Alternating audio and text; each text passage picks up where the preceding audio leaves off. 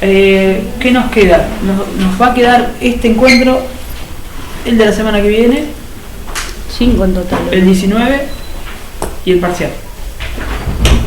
3 clases. She's got the look.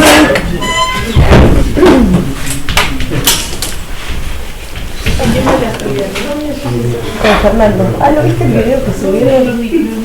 Es muy gracioso verse a uno filmado, ¿Te cortaste el pelo? Sí, ¿Querés el colgante acá? Esto, organizamos la fecha que viene, preparcial y la cantidad de texto que vamos a ver. Hoy vamos a trabajar el texto de Diana Taylor y Hans-Georg Lehmann sobre el teatro postdramático. Vamos a hacer un poquito brevemente de teatro postdramático y trabajar en un caso específico de una performance para poder entrar en el texto escrito por Campuzano, Giuseppe Campuzano, que es un filósofo peruano y además travesti. Yo quiero ver cómo él interviene filosóficamente desde la corporalidad, un espacio de género, por ejemplo, de alguna manera, a la tradición de su país, que es Perú.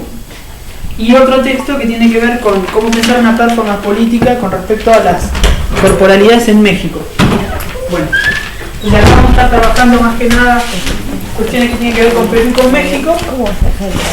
Y acá hoy vamos a trabajar casi una categorización del concepto de performance, que algo particular que quiero trabajar, que es la idea de la performance como episteme. Pero eso lo vamos a ver hoy.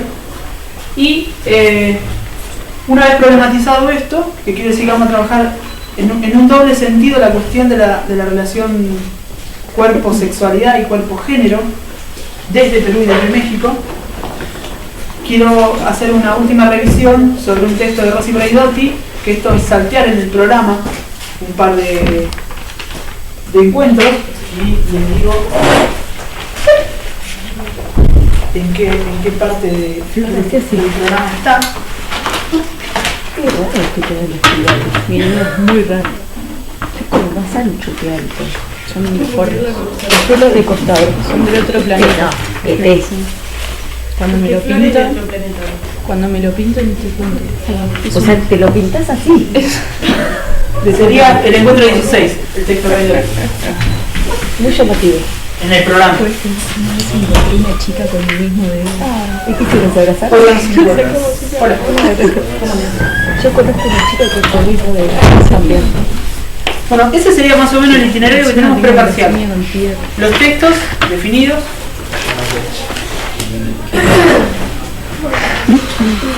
Involucraría el texto de Marie Bardet. ¿Podemos ver eso? ¿Qué texto bien? Sí. Estoy revisando eso. Los textos que irían sería. ¿Vamos a ponerlo acá? Sí. Así queda todo eso claro. El texto de Farina. Marie Bardet. Para el parcial. Sí. Borges de Barros, que es lo que vimos. Taylor. Lehmann. Campuzano. ¿Cuál es el de Campuzano? Borges. ¿Están en internet? No está en el programa. Están subidos. Se llama Andróginos, hombres vestidos de mujer, maricones, el Museo Travesti de Perú. Borges de Barros. Y el otro texto, que lo agrego acá,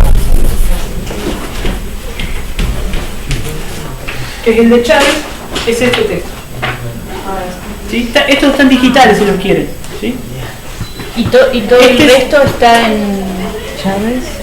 Todo esto está todo digital, salvo estos dos. ¿Qué quiere decir digital? No, Está en internet. y estos dos. Está bien, no está todo digital. ¿Cuáles? Menos esos Estos 4. 4 no están digitales. ¿Y dónde Están en fotocopiadora. Fotocopiadora, que son estos textos. ¿Cuáles Este de son? Lehmann. Son estos? ¿Todo ese grande? No, son capítulos, claramente. ¿Sí? Y este de Braidetti. Son cortos y de simple lectura. Va, sí. Pero digo, el de Taylor, En internet está Farina, Campuzano y Chávez. Sí, el 8, sí. Sí. No digo, ahí no. O sea, en internet está Farina, Campuzano y Chávez. ¿Está Sí. bien? Estos textos están digitales. Entonces, Este texto no. está Sí. digital. Estos 4 no. Bien, y ese, Braidetti. Braidetti está digital. ¿Sí? Porque eso está en el programa con anterioridad. Bardet no está, ¿no? No, Este texto, que es el que vamos a trabajar la semana que viene, de Chávez. trabaja el problema de las corporalidades en México, en Chiapas específicamente, y el texto de Campuzano es este, No, los que trabaja la no cuestión están. de cuerpo y sexualidad y género en Perú. O sea, la idea también es mostrar en distintos territorios cómo se enfoca esto. Esto también lo podemos trabajar acá, lo que pasa es que esos casos son como grandes casos históricos, por llamarlo de alguna manera. Aunque la historia de la performance no es muy vieja, que sí tiene 30 años por lo menos, como performance en sí, como estudios de género. De género, en el sentido de género de los estudios performáticos. Entonces, sí agregamos el texto de Braidetti final para poder pensar, y ahí ya me excedo de todo esto, la cuestión del dispositivo de la sexualidad. ¿Sí? Es decir, yo quiero llevar desde la construcción de lo performático a poder pensar un gran dispositivo de la sexualidad que determina las corporalidades. ¿Sí? Esa es la intención. Bien, entonces agrego el último. Esto sería el itinerario de textos a tener para venir a hacer el parcial presencial. ¿Sí? Y Braidetti está. Digital. Sí, Sí, es del encuentro 16 sería. es el. Me dijiste sí. que te adelantaste. Me adelanto porque me salté un par de encuentros, pero porque por la temática de los encuentros anteriores No. no es necesario. O sea, el texto de Paula Sibila, los que vienen a encontrar, salteo problemáticas, es decir, salteo varias y me enfoco por el tiempo que tenemos, que no es mucho, porque después del parcial vamos a tener creo que 1 o 2 encuentros más, pero uno lo vamos a tener que dedicar al recuperatorio. Entonces, estoy pensando que no vamos a tener muchos encuentros. El 18. Entonces prefiero seguir, tomar, como el programa tiene varias líneas de trabajo de desarrollo, tomo una, entre otras. Prefiero eso. Si tenemos un encuentro más, seguramente vamos a ver un texto de Faust Sterling, que se llama Duelo a los dualismos, que también tiene que ver con esta línea de la construcción de la sexualidad. El último texto, ¿cómo se llama? Braidetti. De Braidetti. Braidetti, Rosa Braidetti, Órganos sin cuerpo. Sí, creo que el capítulo 4 de otro que se llama... Digitalizado estará el capítulo. Sí. Te pone bueno, ya directamente se fue el nombre. el link y te pone de qué página a qué página. Ah, joya. ¿Sí? ¿Estamos? Sí. ¿Vamos hasta acá? ¿Se ubicaron? ¿Conocen el itinerario? ¿Saben qué es acá? ¿Saben qué no? Vamos a arrancar con todo. Tenemos fecha parcial. Pregunta de antemano, ¿tienen algo para comentar con respecto a nosotros trabajamos la última vez? La idea, que es lo que voy a comentar hoy también, esto. ¿Sí? Trabajamos esta idea de cuerpo escénico.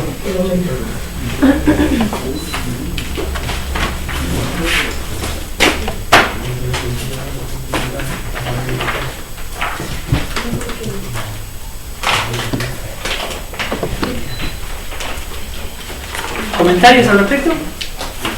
¿Queda claro lo que es un cuerpo escénico? De hecho, no traje el texto de ahí. Me olvidé de traerlo y es un problema.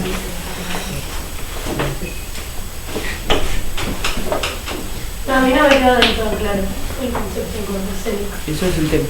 ¿Qué parte? Todo el cuerpo escénico. ¿Leíste el texto de cuerpo escénico? No. Ah, entonces ese es otro problema. Yo estoy preguntando más bien, ¿por qué digo? Porque en realidad es toda una experiencia la idea de la lectura del texto dramaturgia corporal. O sea, a mí me interesa esa experiencia de lectura.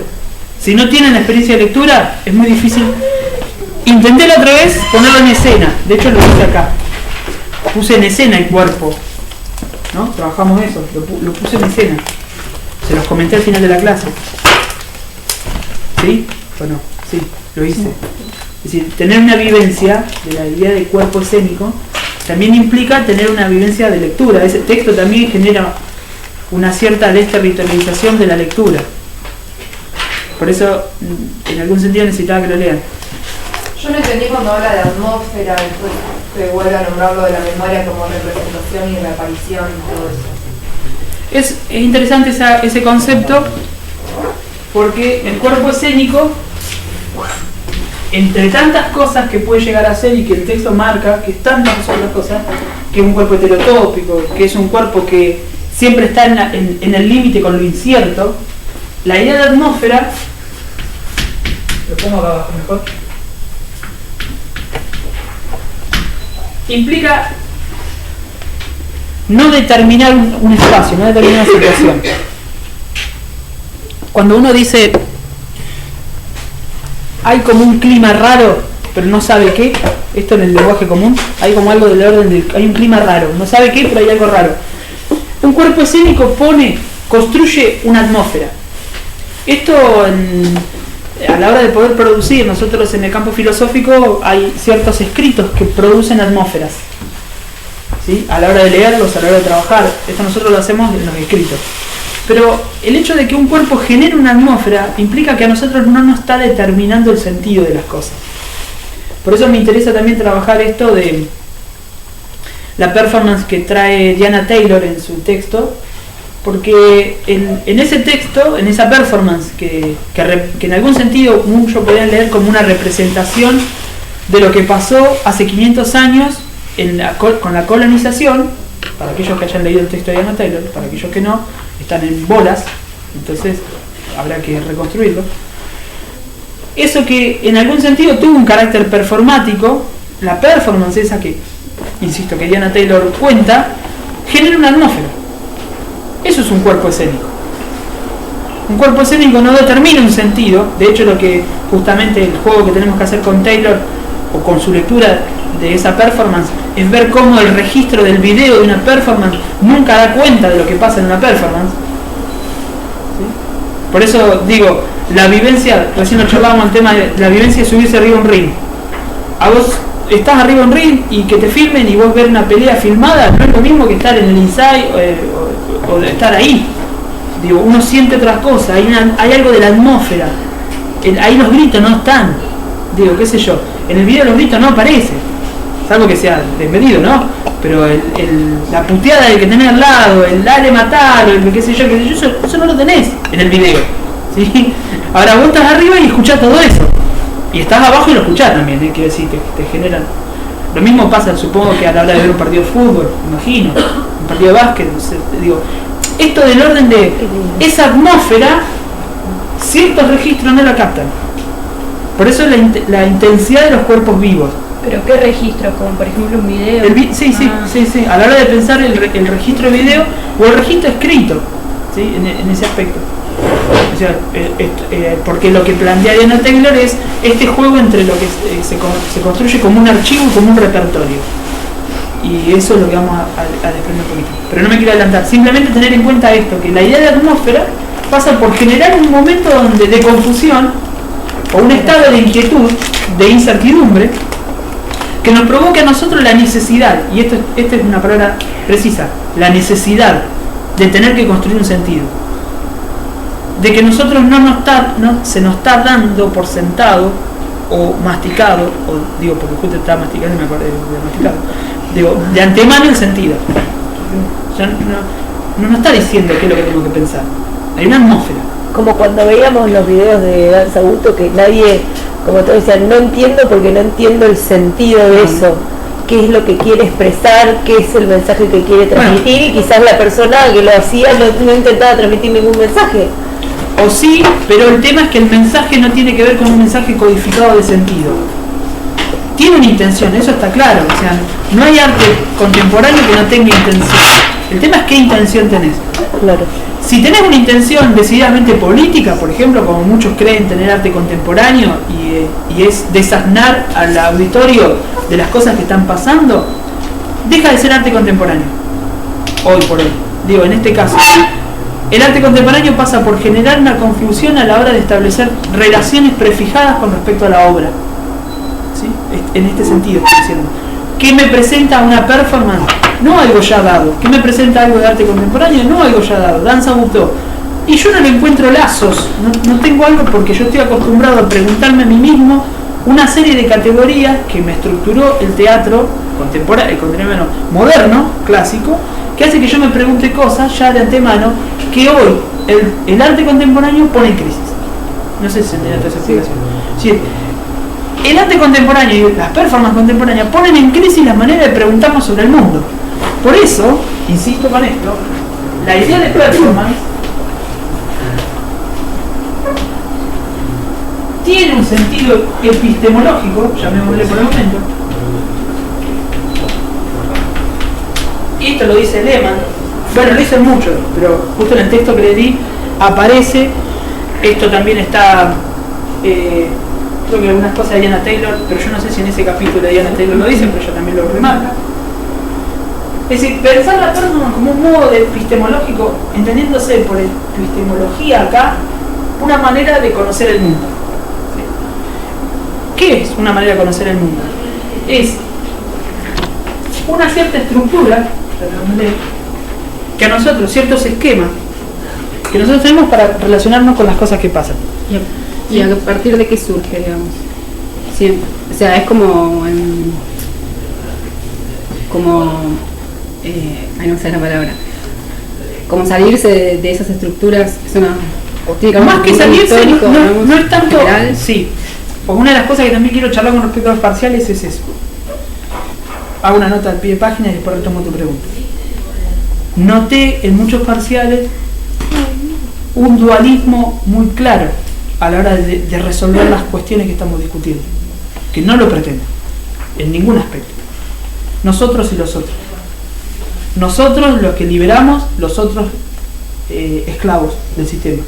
Los que liberan del sistema, los que están esclavos del sistema. Eso es un dualismo que no existe, pero es una mirada construida. Una mirada que en muchos de los casos la ha construido el marxismo. Entonces, ¿cómo salirse de esa mirada? Digo, los burgueses y los proletarios. Esa mirada dicotómica acá no está puesta en escena en ningún aspecto.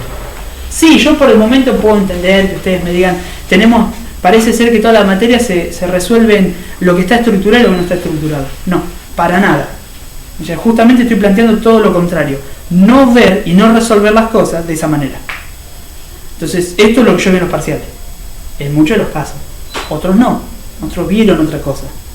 Entonces, me estoy preguntando a mí mismo qué es lo que hace que ustedes vean cotidianamente una estructura entre los esclavos y los liberados, ¿sí? O entre los proletarios y los burgueses, entre los que son capitalistas y los que no lo son, ¿sí? Porque esa es una manera estructural, epistemológica de relacionarse con el mundo. Es una estructura, ¿sí? Una, no la única. Entonces, a la hora de poder pensar textos como estos, ¿cuál es la complejidad que trae? Justamente esa, de que esto nos está diciendo que están los de un bando y los del otro. Es proponerse pensar de manera múltiple implica no pensar un bando y otro.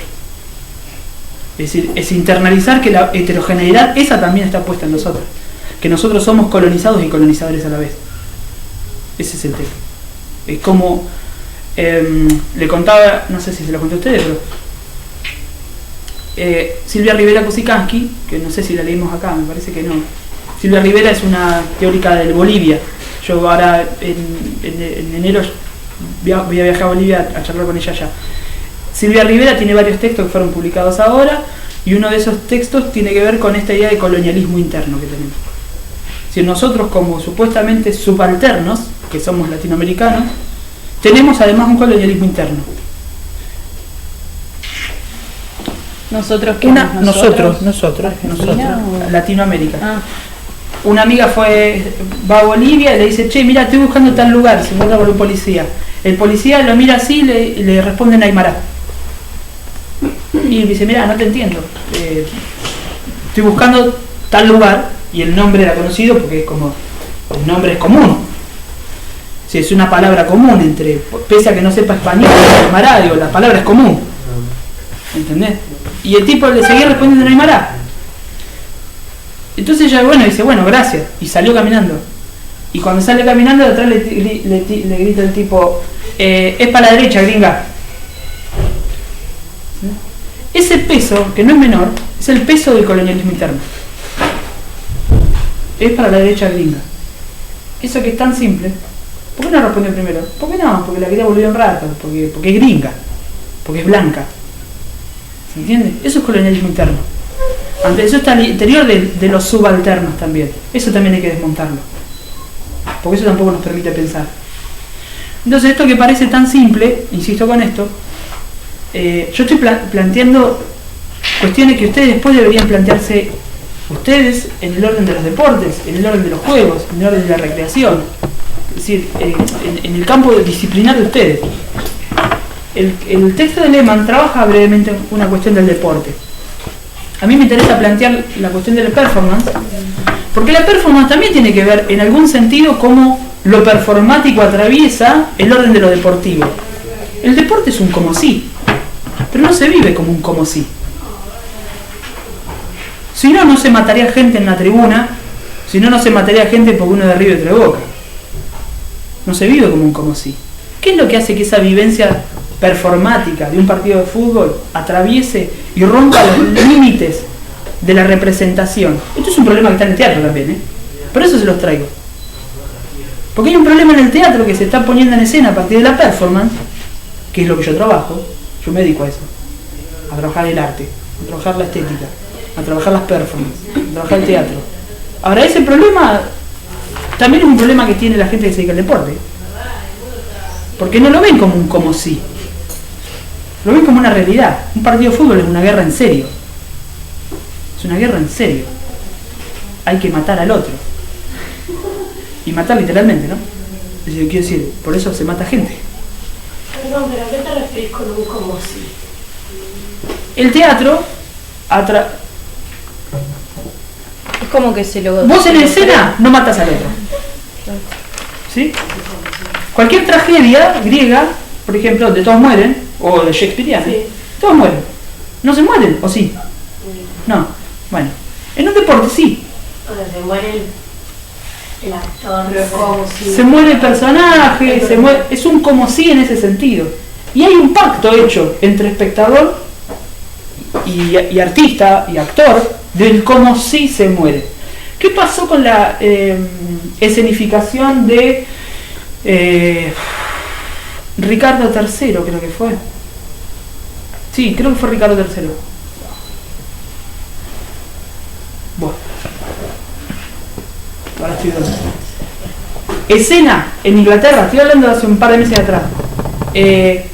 La puesta en escena implicaba todos cuerpos hiperrealistas, ¿sí? Estamos hablando de 2015, todos cuerpos colgados boca abajo. La escena era esta, se la cuento brevemente, porque a mí me contaron la escena, no me acuerdo. Eran todos los cuerpos seguidos, por ejemplo 10, 12 actores boca abajo. Aparece en una escena con un cuchillo en la mano y los empieza a degollar, y empiezan a caer vísceras en el piso, manchando con sangre a toda la gente. La escena fue tan real que hubo gente que vomitó, que se desmayó y que se fue de la sala.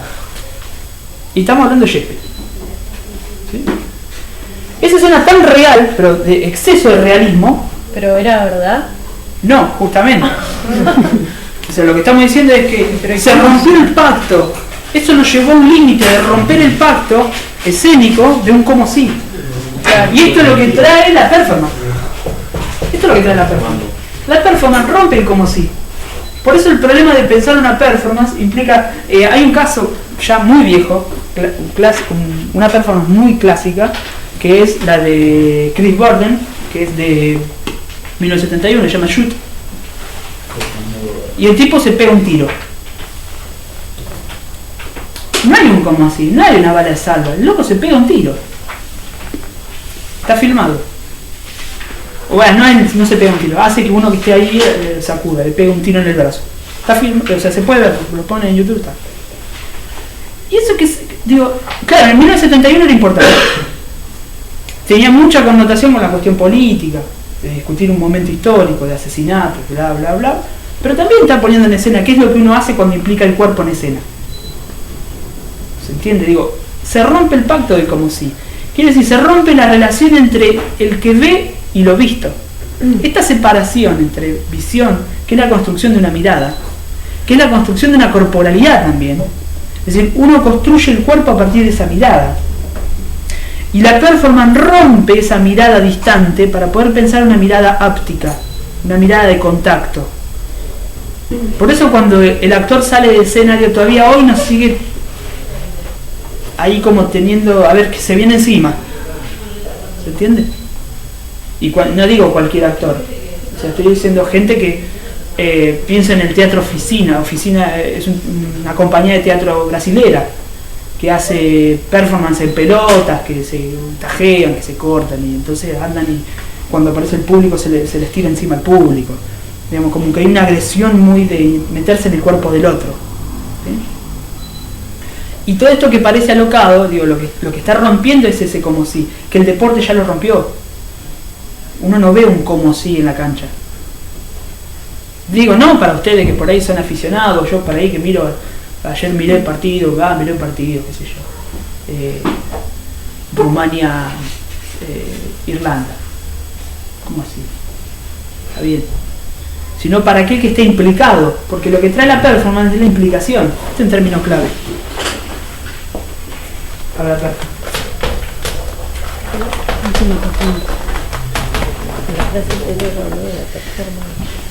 Sí, algo así.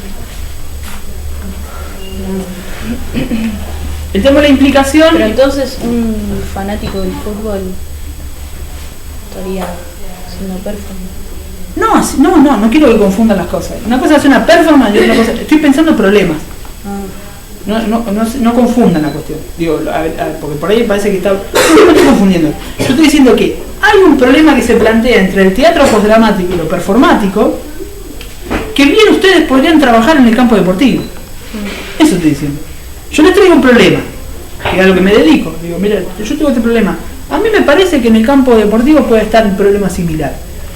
¿Qué es lo que hace que un tipo se muera si no ve el partido de fin de semana? Rompa todo, déjele, ya está en las vacaciones y se vuelve a las vacaciones para ver un partido. Pero eso no es un problema psicológico ya. No estoy diciendo un problema psicológico. Estoy diciendo que es un problema de implicación con lo que pasa. ¿Sí? Sí, si querés puedes hacer un análisis psicológico tranquilamente. Puede ser un psicótico, no, ni tampoco, si no, no diferenciaría eso. Es como que digo, se internalizan en el rol, o sea, no difieren de lo que... Y sí, es un problema de implicación con lo que está pasando, claro, de vivencia. Insisto con esto, en el teatro hay un como si que me distancia de lo que pasa. La performance trae el problema de una implicación corporal propia del sujeto en lo que está pasando. Por eso cuando hay una performance política uno no se puede hacer el boludo. Uno está viviendo lo que está pasando. No es una representación. ¿Sí? Decíamos esto, el teatro postdramático, el cuerpo escénico, la performance, tienen esta idea de representación, se pone en crisis.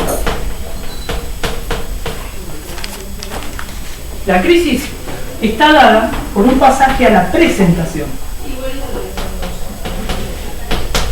¿Qué implica esto? Utilizo un término que usa mucho Diana Taylor y Amílcaro, que es el que leímos sobre el cuerpo escénico. La idea de memoria. Hay una memoria sensible que hay que desmontar. Memoria sensible y desmontar. ¿Qué digo cuando digo memoria sensible? Digo también el entramado epistemológico. Cuando nosotros conocemos corporalmente la implicancia de lo que hacemos, hay algo que va más allá del conocer conceptualmente. Hay algo que se conoce corporalmente. Eso trabaja dentro del orden de esta memoria sensible.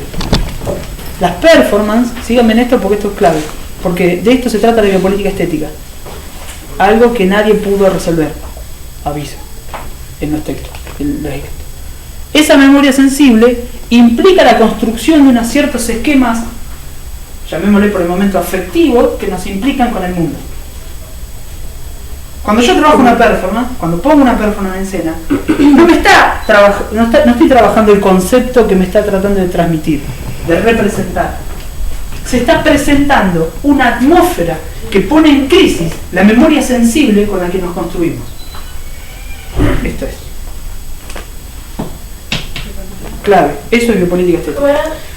No sé, pero no Por la memoria En una performance. Sí, me pasa lo mismo. No. Santi, la memoria sensible es memoria más sensible, dada. construcción de ciertos esquemas. Afectivos que Vamos a tratar de armarlo más o menos de vuelta. Esta es la memoria sensible. Construcción de ciertos esquemas. Sí. ¿Qué es esto? Cuando digo esquema, utilizo la palabra esquema como la utiliza realmente la epistemología. O sea, si ustedes estudian epistemología, metodología de la investigación, todo conocimiento científico responde a ciertos esquemas conceptuales. ¿Sí? Así trabajan las distintas epistemologías, trabajan con ese concepto. Esquemas conceptuales. Yo pienso el esquema básicamente como un estilo, pero tengo otro problema. Digo, me tendría que me dedicaría a poder deconstruir la idea de epistemología. No es el caso de tener un taller de epistemología ni nada por el estilo. No es necesario. Pero yo pienso los esquemas como estilos de conocimiento. Entonces, lo que estoy diciendo es, para repasar esta historia, ¿por qué para mí la performance tiene un grado epistémico de producción? Porque lo que pone ahí en crisis, lo que está problematizando, la atmósfera que genera, es un movimiento dentro de esta memoria sensible. Este es un término de Amilcar Borges, de Diana Taylor, de casi todos los que trabajan con esta idea de biopolítica estética, aunque no lo nombren así. Eso quiere decir. La atmósfera que crea es una memoria sensible. No, la atmósfera que se está generando con el cuerpo escénico, con una performance, es la imposibilidad de dar un sentido.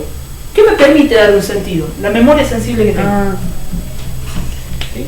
Yo con esta memoria sensible, y digo sensible porque no es una cuestión de construcción conceptual, es una cuestión de... A ver, ya lo vamos a ver con Giuseppe Campuzano. O sea que es una puesta en crisis de la memoria sensible. Claramente. Claramente. Santi, la memoria sensible sería como eso, como nos van transmitiendo, digamos. Eso es la biopolítica estética. Hace que tengamos como una manera de sentir, por así decirlo, impuesta. Pues. Que no importa, vamos con esto. Y nos dirige, una cosa así. Como Sí, nos dirige. ojo, no, aclaro porque es el problema de los parciales. No hay un alguien, ni hay una ideología. Acá, esto no es marxismo. ¿Sí? Marx lo dejó muy claro cuando él dice, detrás de toda acción hay una ideología. Ahora la ideología es plenamente visible.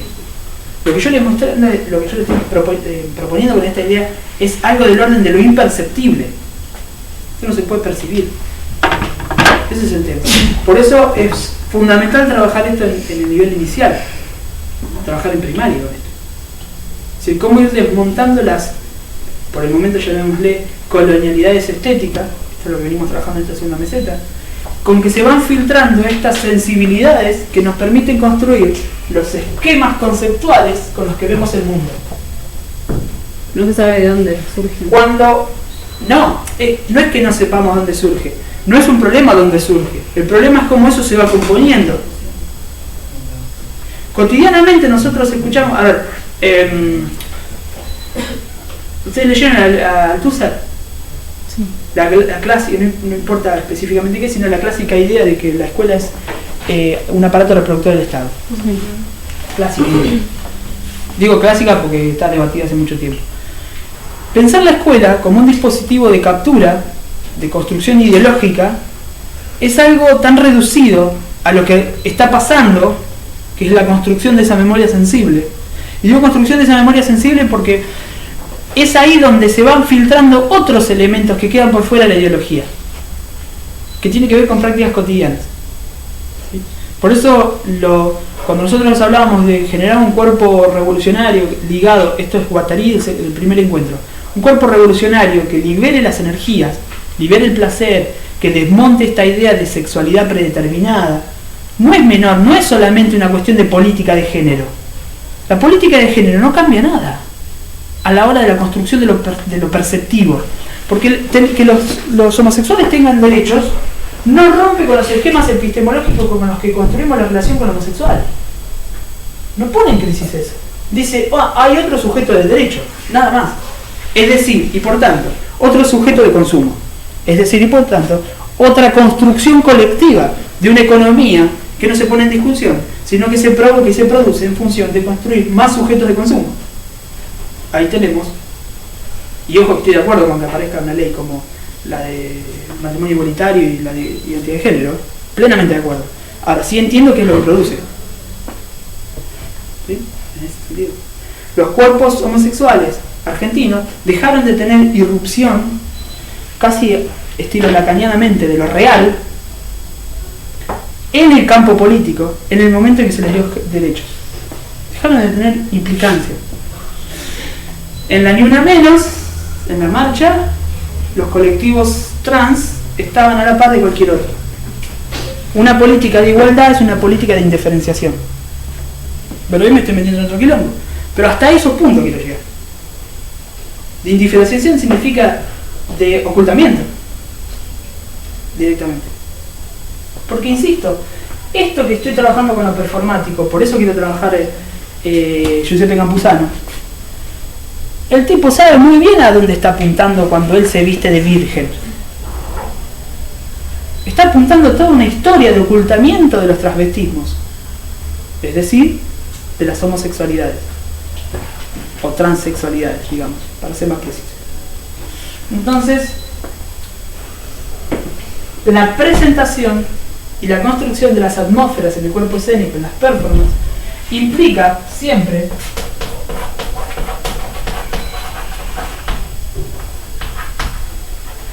una autotransformación del cuerpo implicado. ¿Qué es lo que pasa? Clave esto es Lehmann, toma un concepto de este texto.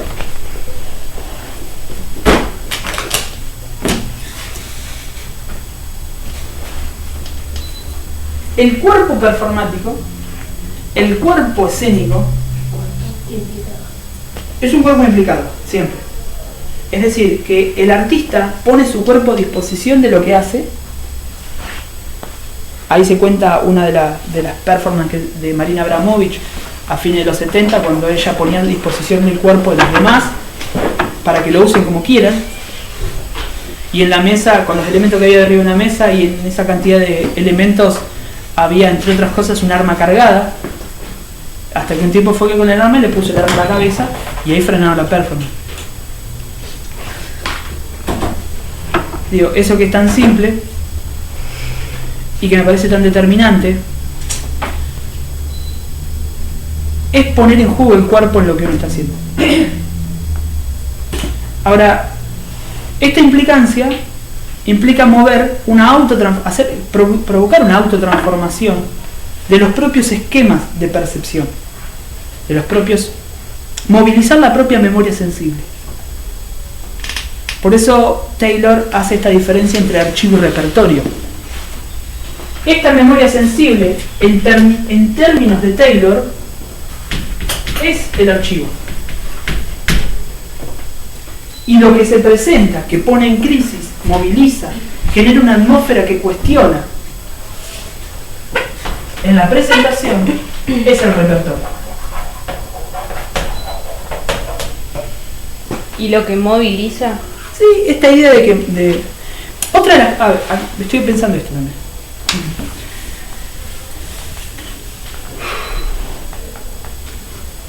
Pero, por ejemplo, el cuerpo travesti ¿no estaría dentro de como de esa estructura? ¿Qué estructura? Como es dentro de no estaría dentro de esa sensibilidad, o sea, dentro de esa memoria sensible. Llamémosle por el momento imaginario. Sí, está ahí un imaginario. Porque es como que termina siendo, mostrándose, digamos, transforma un cuerpo masculino, femenino, bien, pero no sale, digamos, de ese dualismo. Sí, por eso, justamente, Giuseppe Campuzano no se trasviste de mujer, se trasviste de virgen. No es cualquier mujer. La Virgen en el sentido de la Virgen María. La Virgen María no puede ser otra cosa más que madre. Más que madre. Entonces, ¿qué es lo que pone en crisis ahí? Bueno, ya lo vamos a charlar, o sea, me interesa verlo al interior de la tradición, de la construcción de un ocultamiento en el pensamiento peruano. ¿Y esto qué tiene que ver con nosotros? Ah, mirá, bueno, está bien. Sí tiene que ver con nosotros también. Digo, a veces nosotros pensamos solamente como si fuéramos argentinos y en realidad estamos siendo pensados también por un espacio mucho más amplio. Es decir, los problemas peruanos, colombianos, brasileños también son parte de nuestros problemas. Entonces, digo, nosotros también tenemos un ocultamiento al interior de nuestra tradición. Ahora Campuzano pone en crisis eso. Lo pone en crisis porque se está vistiendo de una virgen, siendo la virgen la única mujer no cuestionada. ¿Se entiende? Es la mujer pura. Entonces, es muy interesante el juego burlesco que hace con respecto a todo eso. Porque él no está rechazando la religión tampoco. Él la está transformando. Y se está transformando a sí mismo. Entonces, por eso retomo esta idea de autotransformación. Si nosotros queremos definir la autopoiesis, todo performance genera una autopoiesis de sí mismo. Aunque parezca una contradicción decir autopoiesis de sí mismo. Pero también provoca que otro genere su propia autopoiesis. Es decir, su autoproducción. Una producción de sí mismo. ¿Sí? Es decir, y agrego, para los que no pusieron esto, y para ir agregando cosas que ya trabajamos, una individuación. Una individuación profundamente impersonal.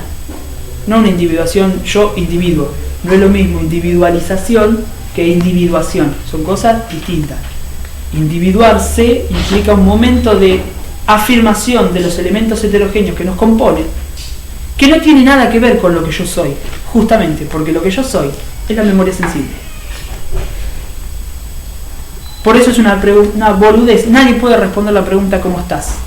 Nadie sabe cómo estás. En todo caso, puede tomar un elemento, 1, n más 1, de todo lo que lo compone y poder vociferar mínimamente ese 1 por sobre todo lo demás. Nadie puede responder la pregunta ¿cómo estás?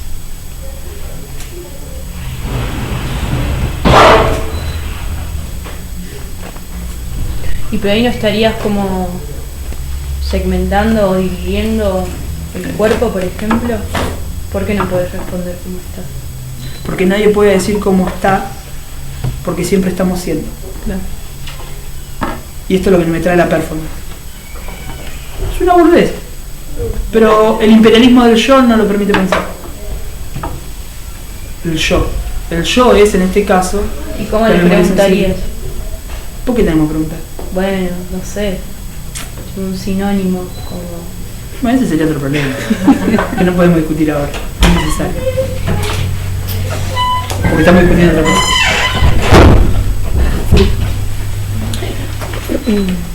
Esto es algo que dice Deleuze en un texto de 1991 cuando se escribe una compilación de textos que se llama Michel Foucault. Él escribe un texto, un artículo que se llama ¿qué es un dispositivo? En el primer apartado de ese dispositivo dice eso que estoy diciendo ahora. Ahora sí está pertinente. ¿De dónde lo saqué? Lo saco de ahí. Implica desmontar todo lo que venimos haciendo. En una producción de una androgénesis autopoiética, como un proceso de una construcción de un cuerpo con X, no es necesario hacer la pregunta ¿cómo estás?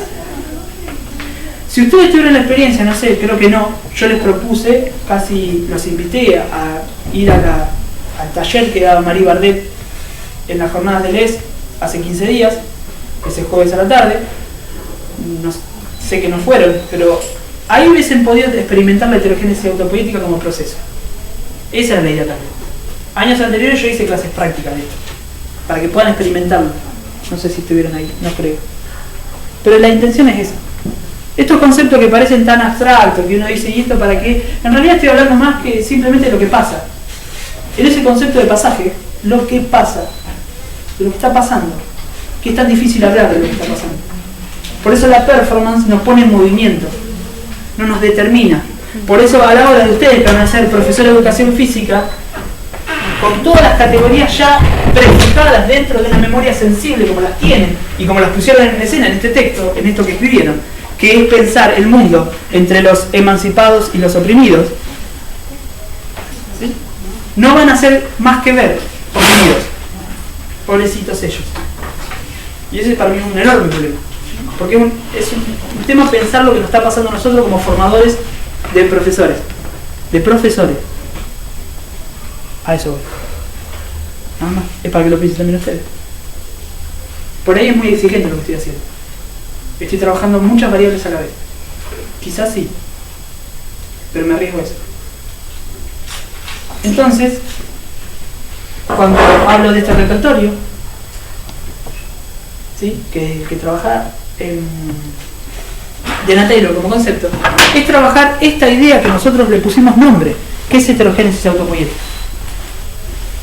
No podemos decir, digo, el momento, ¿por qué le traigo el caso? Ahora retomo lo que dije hace 2 minutos, menos, unos 40 segundos. Lo que dije sobre el taller de Marie Bardet. Porque en el taller de Marie Bardet, después de hacerlo, nadie preguntó cómo estaban. Simplemente como eso. Algunos contaron algunas sensaciones. Y lo pongo en esos términos. Sí. Algunos contaron algunas sensaciones. Estaba plenamente presente en esa construcción colectiva de que nadie podría decir qué fue lo que pasó ahí. Esto es una manera de conocer el mundo. Esto es una epistemología. Algo que habitualmente no nos enseñan esto. Por eso insisto con ustedes como docentes. ¿Qué es lo que van a hacer cuando sean docentes? ¿Qué es lo que hacen ustedes con sus propios cuerpos? ¿Cómo se provocan a sí mismos para poder romper los esquemas con los que conocen el mundo? ¿O siguen echándose en el sillón los domingos a ver partido? Tranquilamente. Está bien, nadie tiene por qué arriesgarse a esto, ¿eh? No es una invitación nada más. Pero se pueden hacer las dos cosas, no tenés por qué ser uno o ser otro. Sí, claramente. Yo también me puedo sentar, como hice ayer, domingo a la tarde, a mirar Dragon Ball, como hacía mucho tiempo que no hacía. No estoy diciendo, no estoy negando. Estoy negando la imposibilidad de hacer eso y no hacer otra cosa. Eso estoy diciendo. No estoy negando eso. Yo también después me miré el partido, antes me acuerdo, miré el partido de Irlanda y... Sí, también lo miré. Pero también puedo hacer otra cosa. Y sé lo que estoy haciendo ahí. Pero todo el mundo lo sabe. Lo estoy poniendo en cuestión, no estoy cuestionando lo que hacen ustedes. No lo entiendan como, por lo menos yo no lo propongo, no estoy proponiendo como, mirá lo que hago yo y ustedes no lo hacen. No, para nada, No me interesa tomar esa posición. No soy alguien que juzga. Nunca lo sería. No lo sería. Aunque parezca. Y aunque violente en esa situación. Sí me interesa que cada uno piense su propia vida. Esto está claro. Siempre lo propuse como docente. ¿Sí? Y lo voy a seguir haciendo. Tengo métodos más agresivos y menos agresivos. Habitualmente soy bastante agresivo. Para mover algo. Después, cada uno se mueva como quiera. ¿Y te puedes decir qué hicieron en ese taller? Y te he puesto la filmación si querés. Bueno. Pero no te voy a decir nada de lo que pasa. Ese es el tema, ¿no? Sí. Hay lo performático, hay clases que son performáticas. Sucede en el... ¿Entendés? Ahora, esto que sucede, y así lo define Lemon también, al final del texto, dice, bueno, pensemos esto como lo que sucede. La performance tiene que ver con esto, con lo que sucede. Pero para poder estar a la altura de manejar ciertas fuerzas, también hay que tener cierto repertorio de composición. Que nosotros en algún momento esto lo hemos charlado, tiene que ver con la improvisación. Es decir, es muy fácil categorizar y prefijar. Esto es lo que es el teatro. Categorizar y prefijar. Establecer el drama, la literatura como aquello que coordina de manera prefijada una obra. Lo performático tiene diagramas. Esto lo hemos charlado también. La diferencia entre un actor de teatro y un performance es que el actor pretende transformar una situación. ¿Sí? La diferencia entre un docente como actor que pretende transformar a los sujetos y un docente performance que pretende plantear una atmósfera. Por eso el cuerpo escénico es lo que planteas como inmanencia. Que en términos como lo venimos manejando está relacionado con esto. La escena que hicimos la semana pasada tenía que ver con eso. Con la implicación. Yo apelo mucho a la implicación de los sujetos en lo que hago. Pero no los determino ni los obligo. apelo a la implicación. Intento. A veces me sale, a veces no, a veces aburro. Bueno, sí, qué sé yo. No sé. Yo no tengo recetas. Por eso cuando me vienen y me preguntan sobre recetas para ser docente, no las tengo. Sí me encargo de construirme a mí mismo ciertos repertorios para poder trabajar en ciertas escenas educativas. Es que nadie tiene una receta. Bueno, quizás vos no, y me alegra. O sea, cada cosa acontece como acontece. Sí. No podés tratar... Yo te puedo asegurar que he visto docente acá hacer cuadros antes de entrar y dárselos a los sujetos que están compartiendo la escena. Digo de acá, de cualquier lado, ¿no? Gente que se dedica a dar PowerPoint ya prefijado. Yo por eso no uso PowerPoint. Porque para mí esto tiene que ver con lo que estamos trabajando y con lo que por acá a mí me pasa. En función de las palabras que voy componiendo. Sí, igual una cosa es, por ejemplo, no sé, usarlo como una ayuda o como una guía. Hablo, sí, en general. Hay profesores que sí, que te leen el PowerPoint, que hablan, no sé, por ejemplo, de un concepto de psicosis del DSM-3, ponele. Y lo siguen leyendo como si hoy eso sería actual. Ajá. Y hay profesores que por ahí los PowerPoint lo van clase a clase modificando o sobre el mismo PowerPoint hacen actualizaciones u otros cambios. Sí. Entonces, ¿qué es eso? No sé, tengo idea. No es tampoco algo que es prefijado. O sea, hay yo creo que, mirá, en base a algo. Eso para mí, ¿en qué sentido puede llegar a ser prefijado? En el sentido que eso no traspula a una experimentación. Pero después, que sea o no sea prefijado, no es mi problema. Es un problema del docente como lo está componiendo. Yo no estoy para juzgar. Sí para mostrar ciertos dispositivos. No me interesa el sujeto. A mí me interesan los contenidos, cómo los hago circular. Entonces, insisto, no me interesan los sujetos. Digo, si esto es o no es prefijado, yo no lo sé ni me interesa. El tema es cómo uno lo experimenta. Yo puedo dar el mismo tema. De hecho, hay un texto de... Mirá, Raymond Queneau.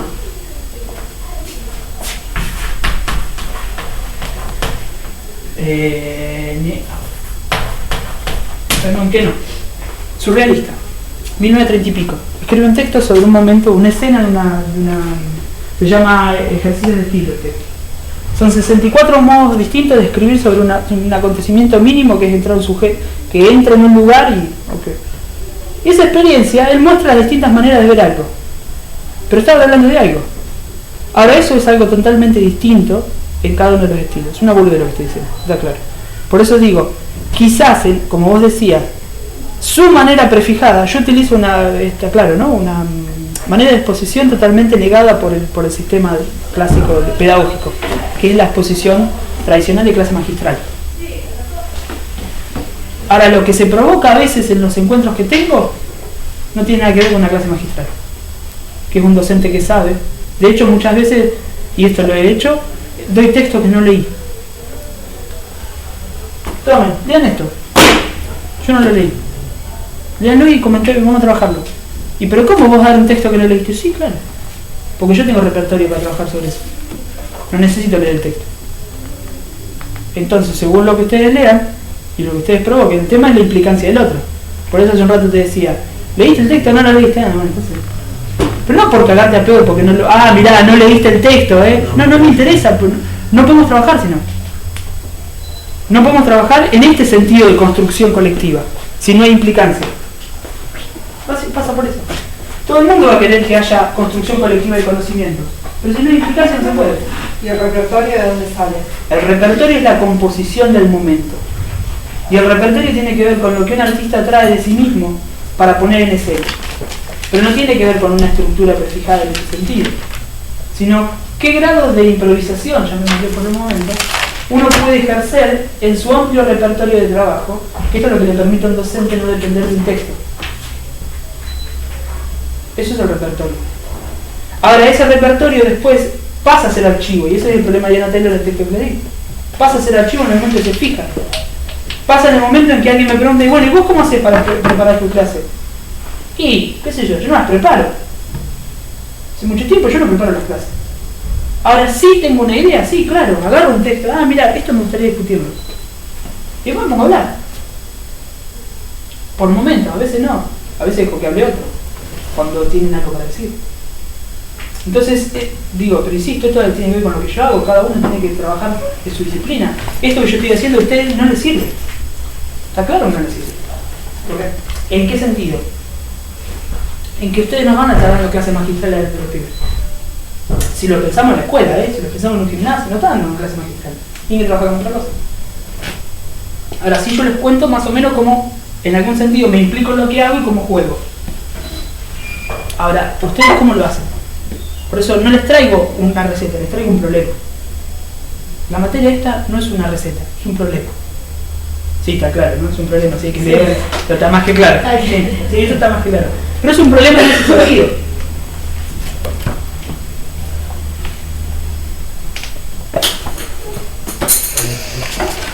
Ahí ya empezaron a regular, ¿sabes? Yo sabía que la implicancia no es regular tomate.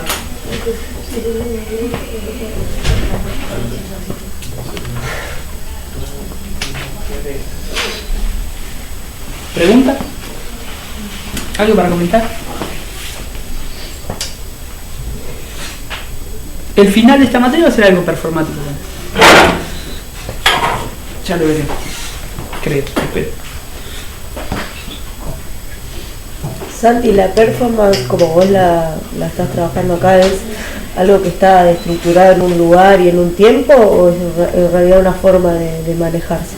Está bien esa pregunta, es muy precisa. No se habla después, de los tiempos escénicos, de los tiempos reales y de diferencias. La intención de una performance es provocar una disrupción en un tiempo continuo. Dice Bergson, en materia y memoria. No, materia y memoria no. En el pensamiento y lo moviente. Primera conferencia. ¿El pensamiento qué? El pensamiento y lo moviente. Un texto de 1931. Dice Bergson, el problema se instala cuando hay una disrupción en un continuum. Ahí hay un problema. La performance irrumpe en un continuum que intenta desmontar los esquemas casi perceptivos con los que uno compone diariamente lo que hace. En ese sentido es un proceso, es decir, no es algo acabado, es un proceso en el sentido en que la performance no es algo que preexiste ni que post-existe, sino que insiste en un instante, en un proceso, y eso es el tiempo de la performance. Si una performance es un proceso, por eso decíamos un rato, el cuerpo con X no existe, sino es a partir de un proceso de heterogénesis autopoiética. Decíamos hace un tiempo, Tikkun, ¿qué es la comunidad? Algo que tampoco acá apareció.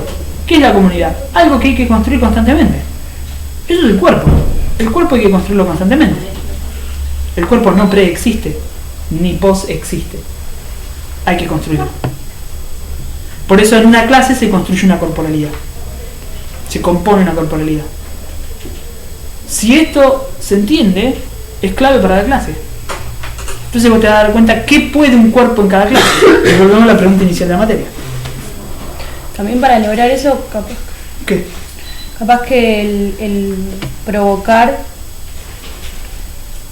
con algo diferente a que quizás lo que se viene haciendo, quizás en tu trabajo, lo que fuera, es como que eso va a hacer que nazca como otras acciones de las personas. No sé si me entiendes. Por eso decía, a veces, porque si vos venís y das siempre lo mismo, o qué sé yo, como que quizás no se va a generar nada, como va a ser todo muy autónomo. sí, Y quizás si irrumpís con algo, no sé, que rompa con la cotidianidad, como que capaz que ahí sí va a surgir algo, bueno, no sé si espontáneo o algo en donde no va a estar prefijado ya. romper con la continuidad, sí, cotidianidad, sí, pero en tanto que se construyen otras relaciones. Agrego eso que no es menor. Es decir, cuando Tikkun dice, bueno, un cuerpo vivo construye mundos subyacentes, esto está claro, eso es componer una comunidad, mundo subyacente. Es tramar líneas no habituales, Claro. con cómo la gente se relaciona con el mundo. Que son boludeces, digo. En una clase de fútbol, por ejemplo, trabajar con globos en su momento o en algún momento puede llegar a ser una disrupción. No hay una receta esto, no le digo que es una receta. Me acuerdo de un caso una vez que charlamos con alguien que no me acuerdo quién era, que charlamos sobre esto. Yo me acuerdo del año pasado, una boludez, pero estábamos dando la clase ahí en la escuela y estaban todos jugando a la mancha, qué sé yo, y de golpe entró un perro al coso. Y como que fue re diferente, algunos fueron así corriendo, lo acariciaron, otra niña se asustó, era segundo grado. Y como que todos se expresaron de diferente manera, no sé. Lo que pasa es que lo que sí está bien, eso es algo de la irrupción, Sí. de la discontinuidad, etcétera. Pero acá lo que estamos pensando es que una performance no es que surge porque sí. Bueno, no es algo claro. del azar. Esto está claro. Bueno, pero mirá si alguien como que no sé, llevó el perro para que suceda eso. Bueno, eso quizás pero eso es otra cosa. ¿Entendés? Digo, esto no es pleno azar. El azar acá se compone. Nosotros trabajamos un concepto claro para eso. Esto.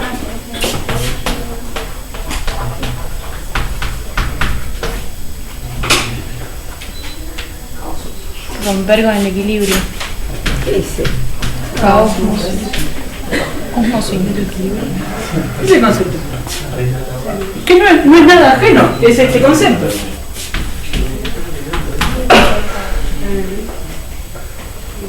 Es eso. ¿Qué dice de abajo? Ustedes que saben griego antiguo. Caotizar. Era simple. O sea, por suerte le puse esa y no otra. Pero está bien. Caos. Se pronuncia caos porque es una KH, bueno, es áspera. Caos significa bostezo.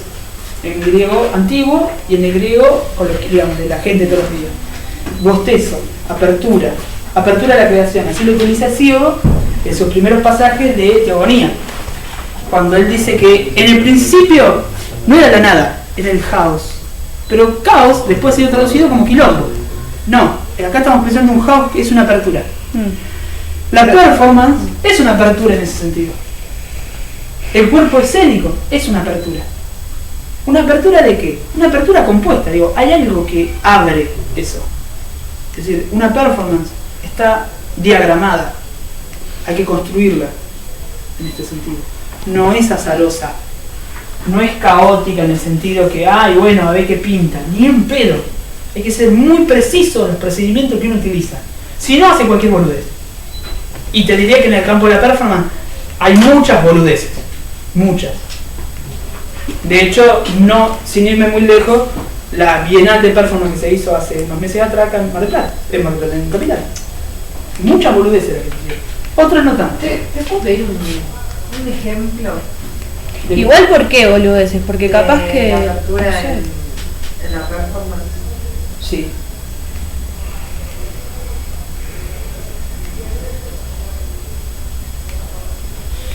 Utilicemos el caso que Perdón, el caso que leímos o que van a leer, el de Diana Taylor. Sí.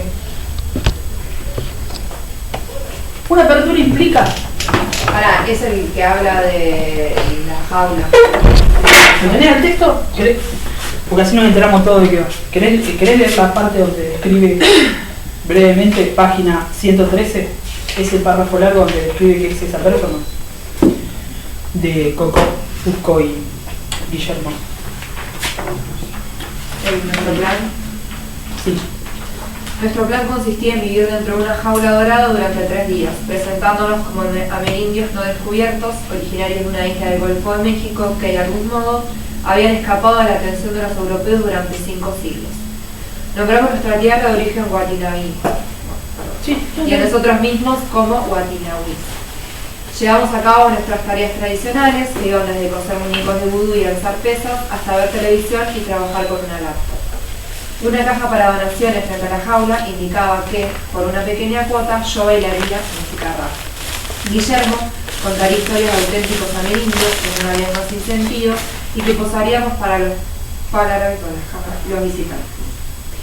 2 guardas del zoológico estarían a mano para hablar con los visitantes, ya que nosotros no podíamos entenderlos, para llevarnos al baño amarrados con correas y alimentarnos con emparedados y frutas. En el Museo Whitney de Nueva York le agregamos sexo a nuestro espectáculo al ofrecer un vistazo a los genitales masculinos o a Tinahui con solo 5.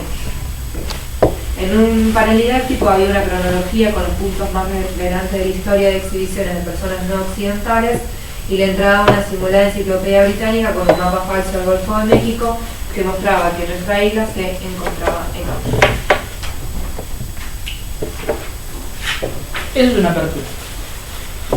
¿En qué sentido? Muchas.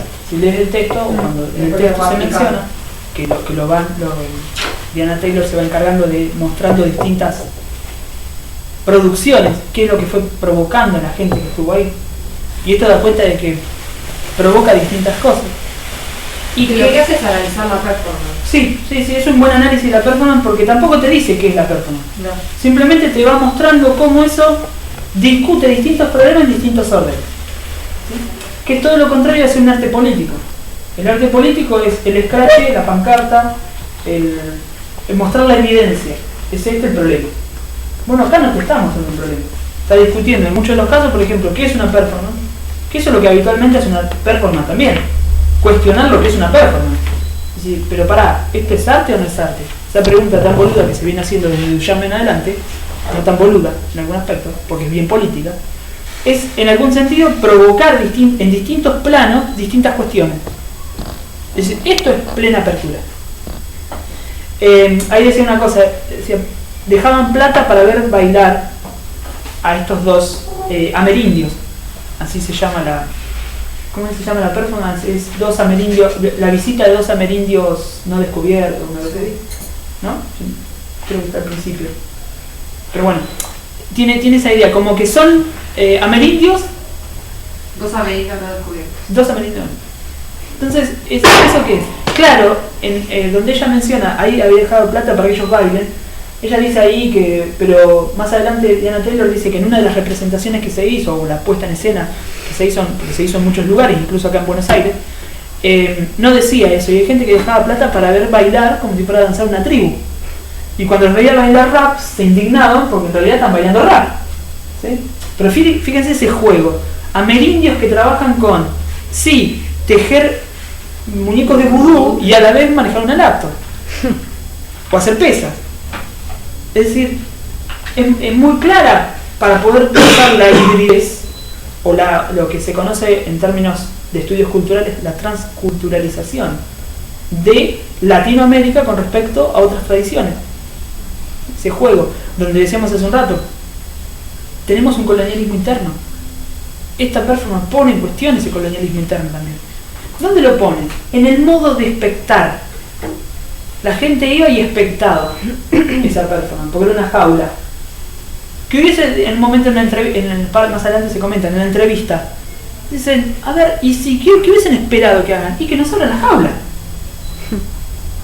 Bueno, casualmente, ¿quién fue que abrió la jaula? Dice en un momento Coco Fusco. Dice, bueno, el que abrió la jaula fue un skinhead para cagarnos a trompadas.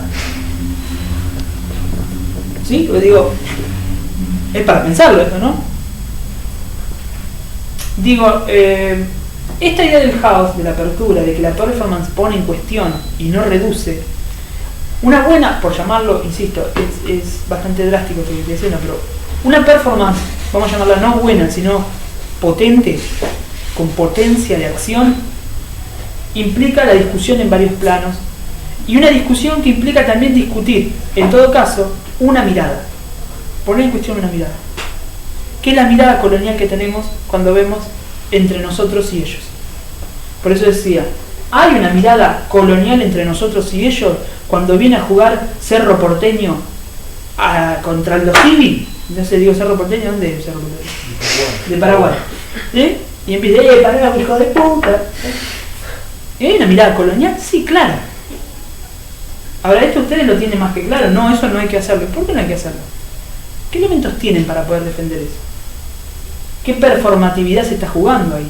Judith Butler, que es una feminista bastante reconocida a nivel mundial, que vino acá a Argentina hace unos 15, 20 días, decía justamente eso. Trabajaba ahí, ella trabaja mucho desde hace más de 20 años, ¿no? La idea de una cierta performatividad de los cuerpos en el campo político, muy ligada a este escenario de cómo los cuerpos toman las calles. Digo, poder pensar eso también. O sea, ¿qué tipo de performatividad se está dando en los deportes? Entonces, digo, cuando uno trabaja una cuestión de una mirada, no es una mirada cualquiera, porque es una cuestión de uno mismo también implicado en esa mirada. Por eso la performance que nos choca, que nos violenta en este sentido, pasa por eso. Por eso el registro, como ella dice, el registro del archivo que se generó, que fue la filmación de estas performances, no da cuenta del repertorio que estaba en juego. Porque ya la filmación, bueno, montaba, como toda filmación, había un cierto montaje, ciertas singularidades del dispositivo cámara que está puesta ahí. Les traigo una discusión que tuvimos este sábado por la mañana con María José Rossi en la Maestría de Estéticas Contemporáneas en Capital. Nosotros estamos mirando una serie de fotos, de imágenes de Guadalupe Miles y de Miguel Romano. Gente que muy reconocida en el ámbito de la fotografía, que había hecho una serie de fotografías sobre el Chaco y sobre los Huiches. Entonces ella planteaba una cosa que para mí era, nosotros ya la habíamos planteado el año pasado, pero bueno, para ella era novedoso, para nosotros era aburrido, porque, que era que, ¿qué pasaría si le damos una cámara a los indios a ver cómo nos ven? Nada. Decíamos nosotros, ¿no? ¿Por qué no pasaría nada? Ya esto fue un experimento que casi el Calceteta también. A los indios Yanomami también se les dio una cámara, había que filmaran, no filmaban nada. ¿Por qué? Porque el dispositivo por sí mismo es un dispositivo ya capturado por una cierta mirada, que es la cámara. La cámara ya es un dispositivo de visión. Entonces, ¿qué vamos a inventar nosotros con una cámara que ya nos dice cómo mirar? Por eso hay el arte de los buenos directores de cine. Sacar la cámara de la recurrencia cotidiana de una filmación, de una secuencia, de una historia, de un enfoque. Los primeros planos de Hitchcock fueron revolucionarios, no eran primeros planos de rostros, eran primeros planos de cosas. Y eso fue desterritorializar la mirada. Hitchcock, década del 50. En fin, también tiene que ver con la historia de la mirada. Por eso decíamos, la performance como episteme, retomo una cuestión que es clave para mí. La performance como episteme no interesa tanto qué es lo que está pasando en sí mismo, buscarle el sentido y saber qué es lo que está discutiendo, sino poder ver en qué grado eso pone en crisis nuestra propia memoria sensible. ¿Por qué digo memoria sensible? Insisto con esto. Pero la memoria sensible es cómo hemos sido construidos. Y cuando digo hemos sido, no digo por alguien, no digo por una ideología. Digo que nosotros colaboramos con esa construcción también, al no problematizar por qué percibimos como percibimos. Una cierta manera de relacionarnos con el mundo. Una performance pone en crisis eso. No solo un momento histórico, una cuestión política. La semana que viene voy a ver si puedo traer el cañón y les voy a mostrar un par de performances que por ahí voy a ver si les traigo algo de Giuseppe Campuzano, si también lo trabajamos en vivo, en el registro, en el archivo, digamos, porque Campuzano se murió aparte. Entonces también pensar eso. Sí me interesa en algún sentido ver que esto está problematizado en el teatro postdramático, que el teatro postdramático es una apertura a llevar a ciertos escenarios una cuestión performática. Esto creo que lo hemos discutido la otra vez. Esta idea de actor no que transforma una situación, sino que se transforma a sí mismo y por implicar a otro está transformando a otro. Pero no por decirle que ustedes, manga y salame, que no se están dando cuenta que yo les traigo el secreto, o la verdad, sino de implicar al otro para que colabore transformándose a sí mismo. Y esto es una comunidad en el sentido de Tikkun, y esto es en algún sentido la heterogénesis autopoética. Por eso uno no puede emancipar al otro. Por eso el nombre de un maestro ignorante viene tan bien a este juego. Por eso yo puedo darles un texto que no leí. Digo yo, cualquiera, alguien puede dar un texto que no leyó, aunque yo lo haya leído. Pero ese juego es también salirse de sí mismo. Prueben en algún sentido, si ustedes tienen que dar clase alguna vez, de dar un texto que no leyeron, un material que no hayan trabajado, a ver qué pasa. Un ejercicio, como provocación también. ¿Por qué? Y porque ahí, si yo les doy un texto que no leí, yo no puedo ser referente, porque no lo leí. Entonces ustedes, como alumnos, no van a ver en mí, como docente, un referente, porque yo no leí el texto. Entonces no le puedo decir nada. Fíjense con qué gesto uno puede desmontar un sistema de dependencia como es el del alumno docente o estudiante docente. Ahora hay mucha gente que chante lo hace sin tener repertorio también. Ese es otro problema. ¿Algo más? Sí, no entendí cuando dice que el cómo de la performance señala su otra dimensión del ente crítico, que es el sistema heurístico. ¡Jo! ¿Y eso qué? A ver, decime despacito porque no me acuerdo solo. Dice... te leo todo el... Dale. Me parece que la jaula atrapa al espectador en el es cómo de la performance. La jaula es una performance. Sin embargo, el cómo de la performance señala su otra dimensión del ente crítica del sistema heurístico. ¿Del ente? Crítica. Porque como me parece que cuando habla de performance como episte, habla que es un lente también. ¿Qué es qué? ¿Es lente? ¿Ente o lente? Lente. Ajá. Bien. Que se produce como culturalmente. La palabra heurística ahí tiene que ver con... Es interesante porque es del campo hermenéutico. Es muy difícil no ver o no tener la intención de llevar a una heurística del propio evento, es decir, de una interpretación del propio evento. Entonces, que la performance lente, esto no es nuevo, digo, ¿qué es un lente? Esto que Foucault mencionó, el poliedro, por eso es tan interesante el concepto de episteme Foucault. No la etimología. El poliedro de lentes, como trabaja Foucault, implica una cierta mirada. Por eso performance como esta no son una mirada, no te enseñan a ver un lente, sino es un poliedro. Yo lo pensaría de esa manera, pero no sé, la verdad que no me acuerdo eso. Sí te puedo decir en todo caso cómo leo yo la performance. O sea, no lo pienso como un lente en el sentido ocular centrista de la modernidad, en ese caso. Como por ejemplo puede llegar a ser teatro hebreo, donde te dice, bueno, a ver, yo pongo en escena el problema del proletariado que no puede acceder a beneficios y yo te estoy poniendo un problema y a vos como espectador te estoy mostrando bajo el lente del teatro la posibilidad de ver algún problema que te está atravesando y no te das cuenta. Ese es el problema del arte crítico, ¿no?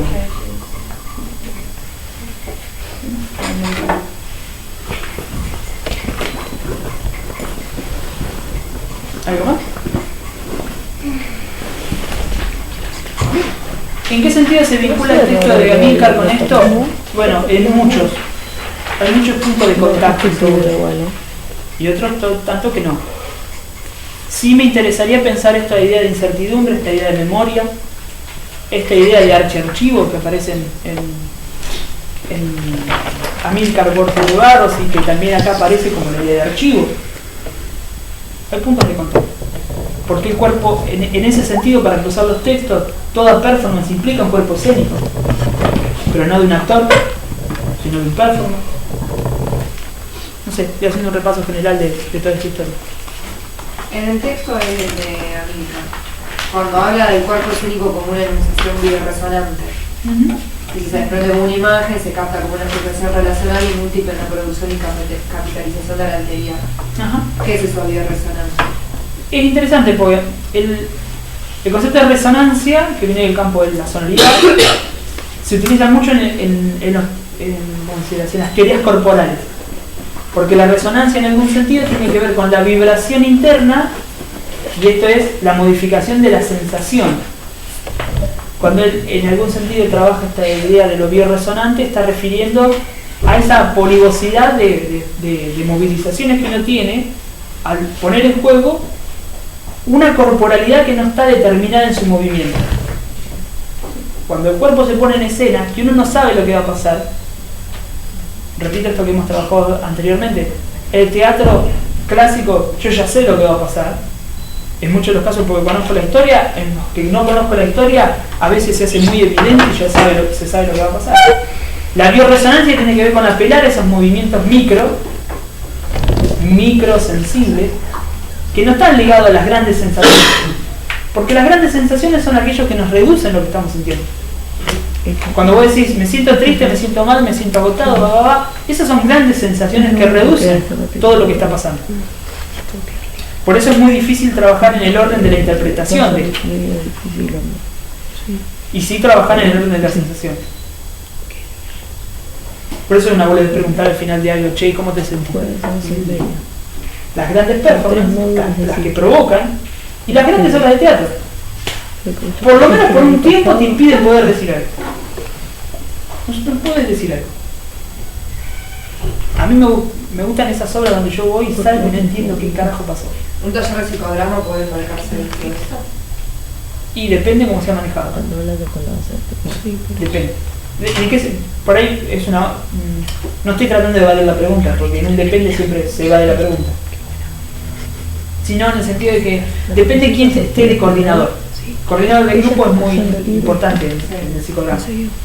Y depende cómo sea su posicionamiento con respecto a la construcción de las escenas. Si esas escenas son codificadas, es decir, dirigidas, no deja de ser una codificación, una interpretación. El problema es cómo componés vos en la libertad de la producción escénica. Pienso más en el psicodrama de Pavlovsky, ¿no? Está claro. No en el psicodrama clásico. Pienso más en la multiplicidad dramática. De hecho, lo que hicimos años atrás en esto, para poner en escena el concepto de multiplicidad, traje amigas que se dedican a hacer psicodrama de la línea pavlovskiana. Y trabajamos el concepto de rizoma y el concepto de multiplicidad corporalmente. ¿Por qué sacaste todas esas prácticas corporales de esta cátedra? No la saqué, fue esa vez, se dio la posibilidad y lo hice. Pensé que estaba, que lo hacías siempre, claro. No, esa vez pasó, esa vez tuve estas dos personas que me dijeron, sí, podemos ir, listo, vengan, y lo hacen, y lo hicimos y estuvo genial, lo hicimos a ver.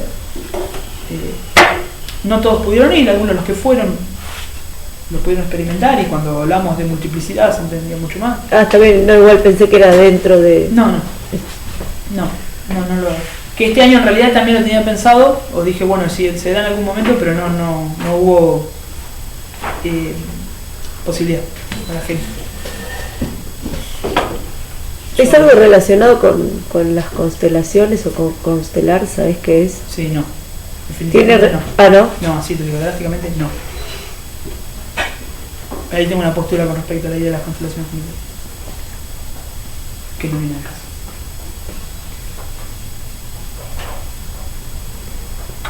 ¿Algo más? Esto es como un proceso que nunca acabar, digamos, ¿no? Claro. Sí, o sea, uno nunca llega al cuerpo de somático, nunca se llega, no, siempre. Hay que producirlo.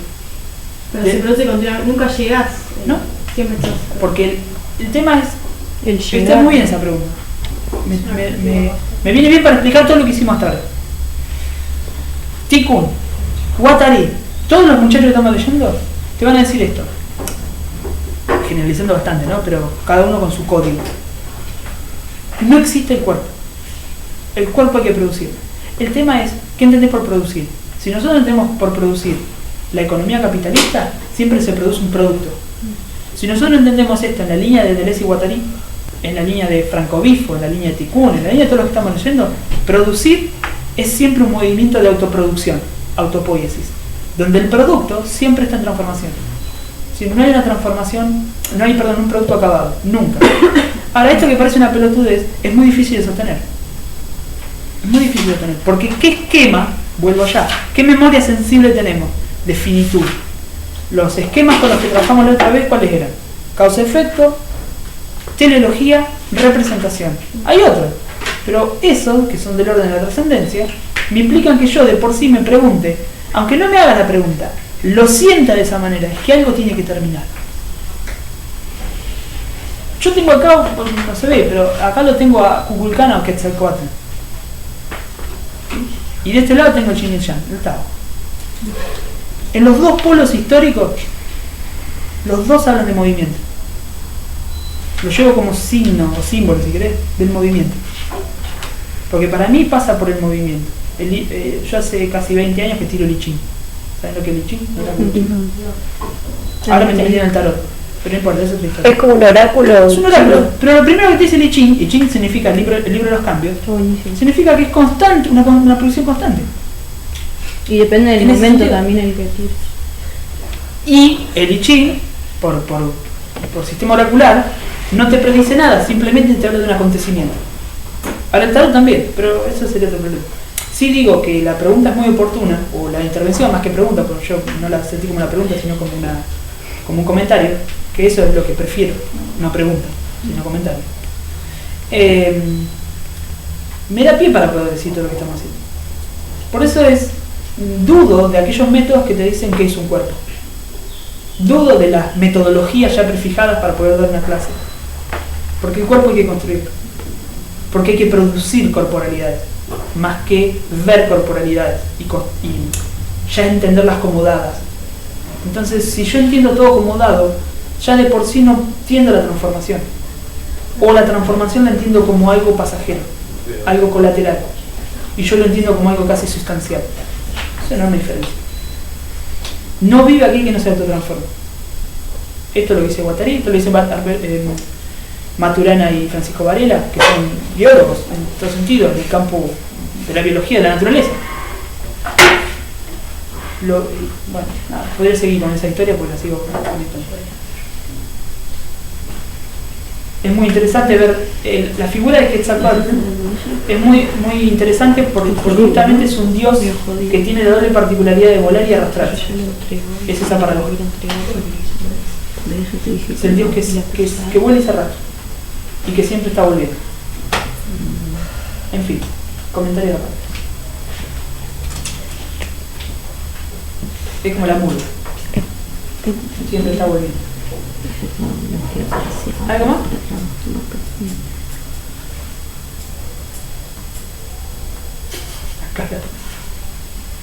¿Algún comentario para hacer?